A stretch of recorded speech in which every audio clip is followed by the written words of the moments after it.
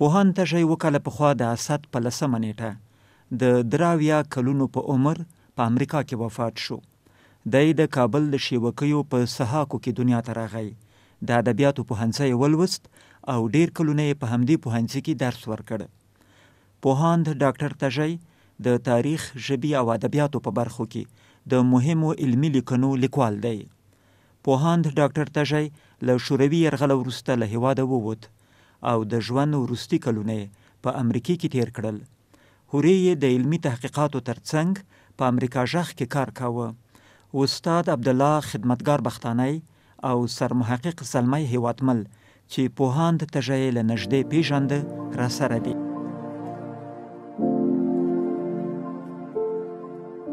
59 کاله پخوا وخته به ستانه شو.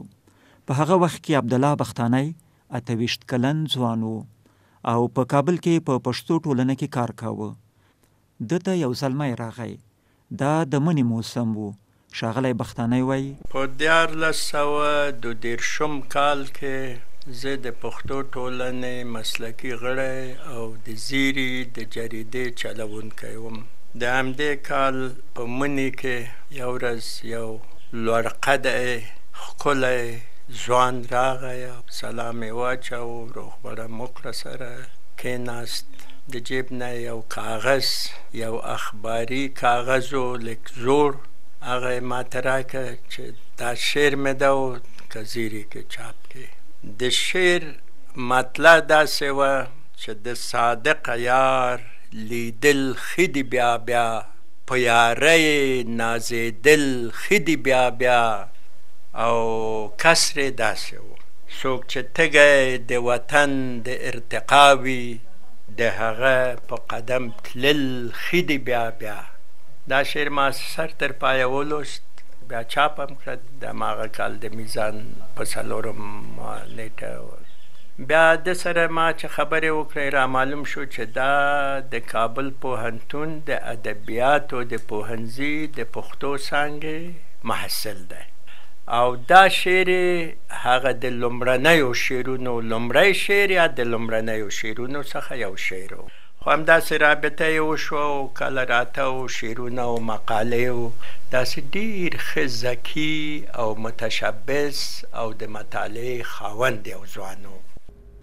سرمحقق زلمی هیوادمل د ارواښاد حبیب الله تږي د څېړنیز کار د ابتدا په اړه راته وایي.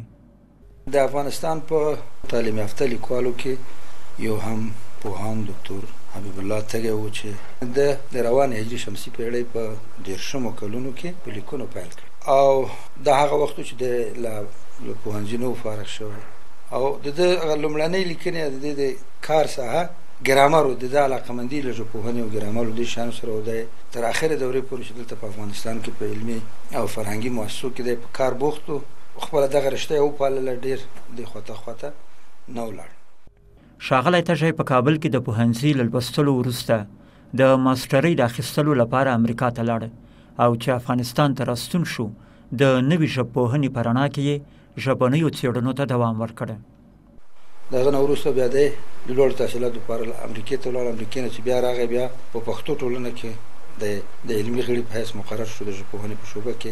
او هغه وخت یو په خپله نوی کې یو ډېر نوی کتاب ولیکه، هغه نوې ژبپوهنه او ژبني مسایل. دا کتاب د ولیکه چې په 1340 کال کې د پښتو ټولنې لخوا چاپ شو او په ټول افغانستان کې د کتاب ډېر ښه اثر غورځولی او ډېر خلکو ښه ستایلی تایید کړی چې زما په عقیده تر هغه وخته پورې په پښتو کې نه و لیکل شوی. صحیح د ګرامرونو د ژبنیو مسایلو په باب ډېر کتابونه او شیان لیکل شوي، مګر هغه ټول د زړو عنعني روشونو مطابق یا د زړو تیوریو مطابق و. سرمحقق هیوادمل د ارواښاد تږي د دکتورا د تیزس په باره کې راته وایي. 52 کال کې دی لاړ امریکې ته د میلمه پروفیسر په حیث او بیا هلته د په یو هغه کې داخله واخیسته په یو پوهنتون کې او د ډاکټري کارونه شروع کړل.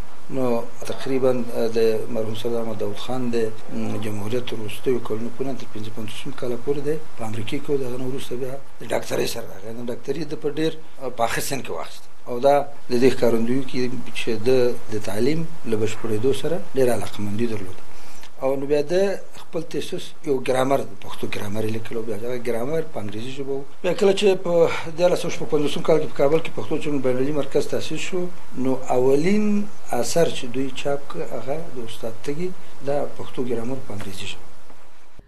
د ښاغلي هیوادمل په نظر پوهاند ډاکټر تږی په افغانستان کې د نوې ژبپوهنې له دریو لویو استادانو څخه دی.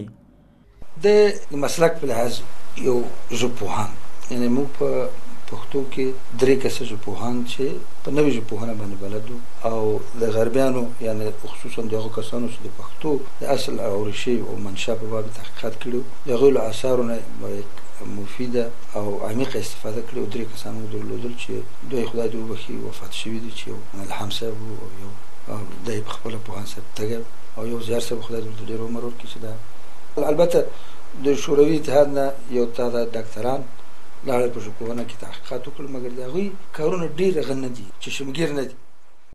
ښاغلی هیوادمل د افغانستان د تاریخ په اړه د استاد تږي څېړنې چې په 1998 میلادي کال کې د پښتانه په نوم کتاب کې چاپ شوي ډېرې مهمه ګڼي او د ادبي تیوري د ادبیاتو د تاریخ او کره کتنې په اړه د هغه مرحوم تحقیقاتو ته دا رنګه اشاره کوي.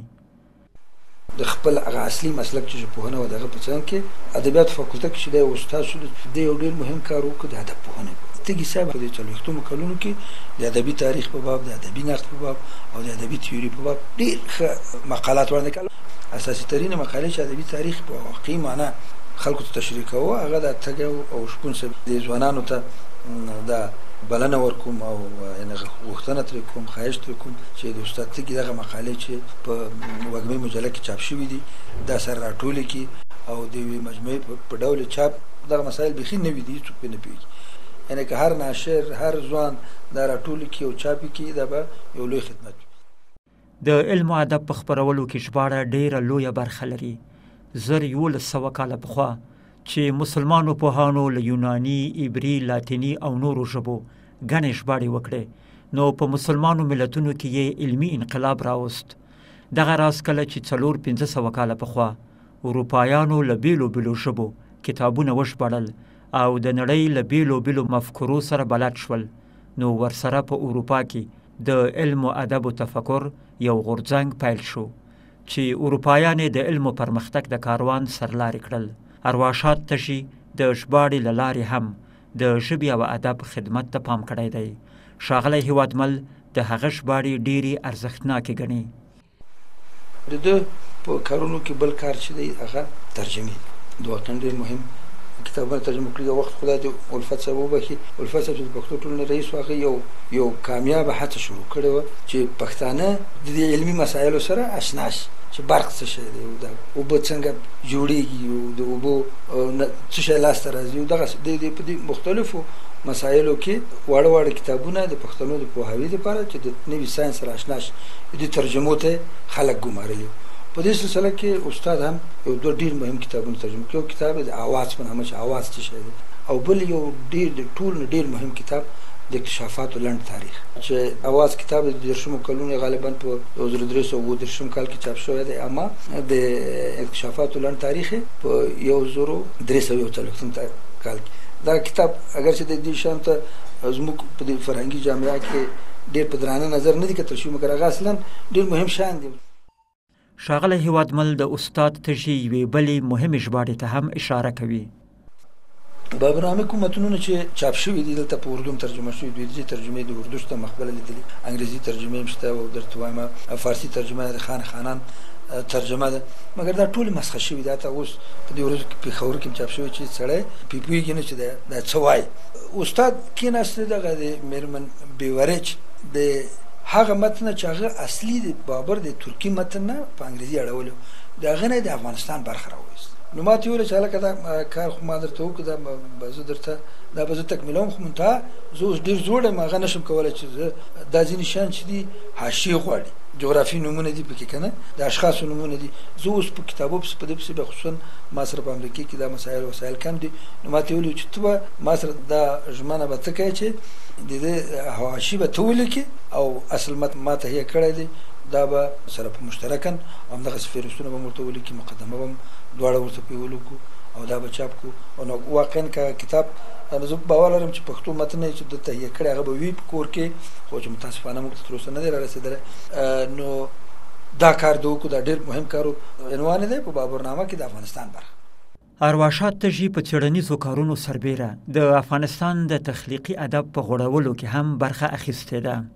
سرمحقق عبدالله بختانی راته وایي تږی صاحب ډېر ښه شاعر هم او په شعر کې داسې یو نویوالی، یو جرأت، یو زړورتوب او یو هغه هم پکې لیدل کېده، هم په عشقي شعرونو کې او هم په اجتماعي او ملي شعرونو کې. البته ډېر شعرونه یې نه ویل، کله کله یې ویل. داستانونه یې لیکل، ډېر ښه داستانونه یې ولیکل او کابل مجله کې چاپ شو. یو داستان ډېر شهرت وموند، عنوان یې و جر اوربل، چې هغه عنوان تر اوسه زما په یاد دی. بیا د روسیې د مشهور کیسه لیکونکي ګورکي یو څه داستانونه یې ترجمه کړه چې په هغه کې هغه یو داستان عنوان د خاین مور عنوان یې و، هغه عنوان هم زما په یاد دی. د پوهاند ډاکټر تږي نثر د اکثرو کره کتونکو په نظر د پښتو نثر په تاریخ کې د خپل دقت، وساحت او سلاست په خاطر لوړ مقام لري.